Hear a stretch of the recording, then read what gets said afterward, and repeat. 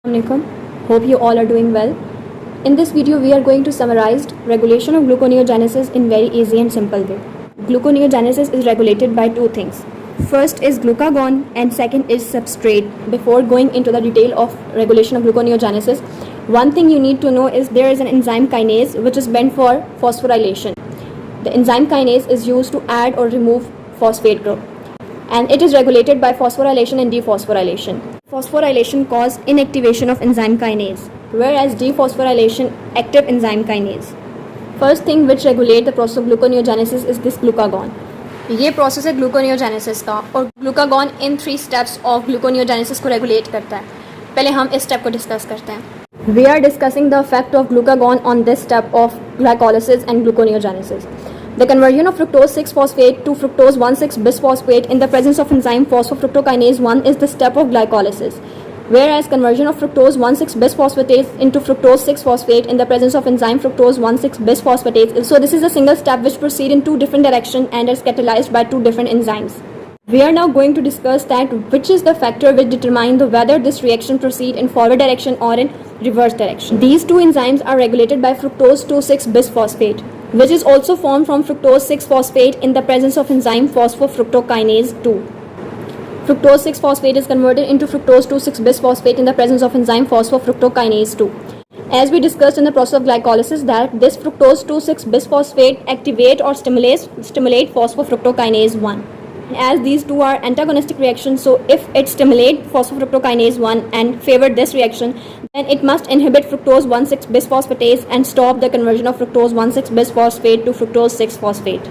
So it inactive this enzyme.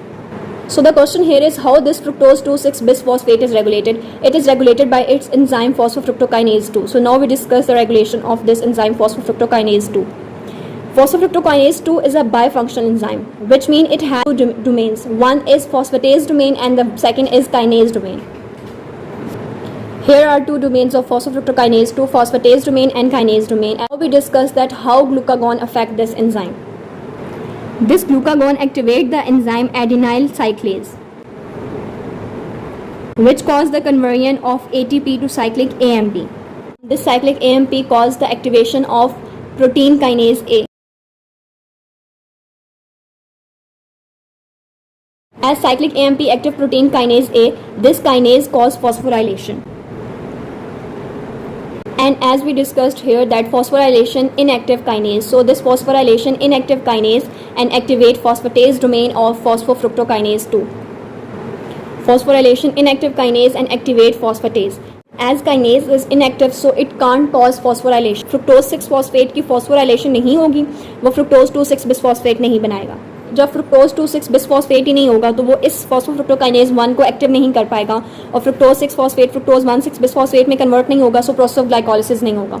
जब fructose 2,6-बिस्फॉस्फेट की concentration ही कम है या वो नहीं है प्रेजेंट, तो उसका फ्रुक्टोज 1,6-बिस्फॉस्फेटेज पे इनहिबिटरी इफेक्ट खत्म हो जाएगा और फ्रुक्टोज 1,6-बिस्फॉस्फेट फ्रुक्टोज 6-फॉस्फेट में कन्वर्ट हो पाएगा, जो कि ग्लूकोनियोजेनेसिस का स्टेप है और प्रोसेस ऑफ ग्लूकोनियोजेनेसिस होगा.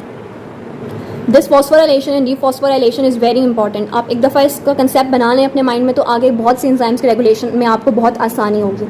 इसको मैं एक दफ़ा फिर रिव्यू कर दूँ कि जब ग्लूकागॉन की कंसंट्रेशन ज़्यादा होगी, ग्लूकागॉन प्रेजेंट होगा, तो वो एडिनाइल साइक्लेज एक एंजाइम है उसको एक्टिव कर देगा. जब ये एंजाइम एक्टिव होगा तो ये एंजाइम ATP को साइक्लिक AMP में कन्वर्ट करेगा, विच मीन कि साइक्लिक AMP की कंसंट्रेशन ज़्यादा हो गई है. जब साइक्लिक AMP की कंसंट्रेशन ज़्यादा हो गया तो वो प्रोटीन काइनेज A को एक्टिव कर देगा, और जब काइनेज एक्टिव होगा तो काइनेज का काम होता है फॉस्फोराइलेशन करवाना, वो फॉस्फोराइलेशन करवा देगा. और फॉस्फोराइलेशन जैसे हमने ऊपर डिस्कस किया कि वो काइनेज को इनहिबिट कर देता है, तो फॉस्फोराइलेशन काइनेज को इनहिबिट कर देगा और फॉस्फेटेज को एक्टिव कर देगा, जो कि 2 डोमेन्स हैं फॉस्फोफ्रुक्टोकाइनेज 2 की.